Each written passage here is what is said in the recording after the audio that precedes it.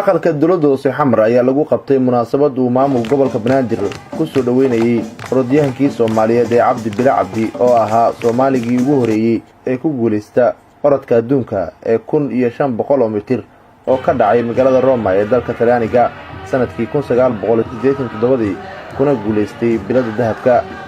munaasabadan Cabdi Bile lagu soo dhaweynayay waxaa goobjoog ka ahaa wasiiro iyo xildhibaan ka tirsan dowladda Soomaaliya, gudoomiyaha gobolka Banaadir ahna duqa magaalada Muqdisho, saraakiil qeybaha bulshada rayidka iyo fanaaniin.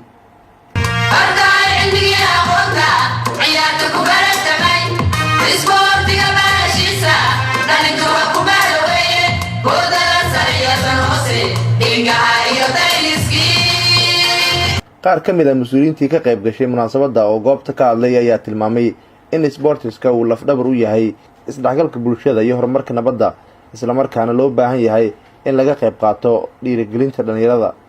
orodyahan Cabdi Bile Cabdi waxa uu ugu baaqay ummadda Soomaaliyeed in ay isku tashtaan si loo gaaro halka la hiigsanaya. aynu isku tashano, aynu wax qabano, guushaas inaga daliilo ah, inaga keensanay, iminkana waynu keensan karnaa.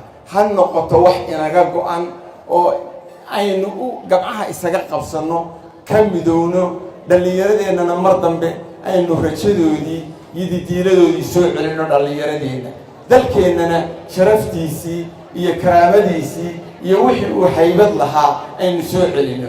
xildhibaan Muna Cumar Xasan oo ka mid ah mudanayaasha aqalka sare ee baarlamaanka Soomaaliya ayaa ka mid ahayd mas'uuliyiintii goobta ka hadlay. gudoomiyaha gobolka Banaadir ahna duqa magaalada Muqdisho, mudane Cabdiraxmaan Cumar Cusmaan injineeriisu waxa uu tilmaamay in orodyahan Cabdi Bile Cabdi uu ka mid yahay taariikhda wanaagsan oo ay leedahay Soomaaliya. adiga soo noqoshadaada imaatinkaaga waxay runtii u noqonaysaa role model dhalinyarada Soomaaliyeed meel walba ay joogaan. waxay ka tarjumaysaa Soomaalidu inay taariikh leeyihiin, adduunkana wadan walba iyo ummad walba waxay ku horumartay waa taariikhda ay leedahay.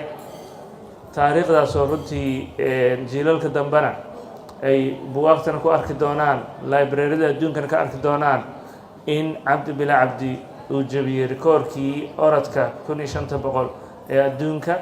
maantana weli rikoorka la dejiyey uu 10ka ugu horeeya weli ka mid yahay. wasiirka wasaaradda dhalinyarada iyo ciyaaraha ee xukuumadda Soomaaliya Khadiija Maxamed Diiriye ayaa sheegtay in dhalinyarada Soomaaliyeed looga baahan yahay inay ku daydaan Cabdi Bile Cabdi. annaga ka wasaarad ahaan dhalinyaro iyo sport haddaan nahay heer federaal iyo heer dowlad goboleed iyo gobolka Banaadir waxaa ku wada shaqeynaa arrimaha dhalinyarada sportiga. kow ka soo bilow aragtida madaxweynaha jamhuuriyadda Maxamed Cabdullaahi Farmaajo ee ku aadan horumarinta dhalinyarada iyo sportiga.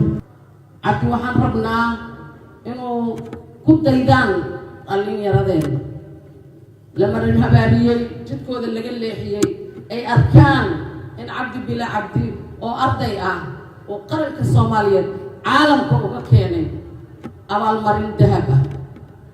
kow inaan hadda ka faa'iidaysano khibradda iyo aqoonta ay aragnimadiisa ku dheehan.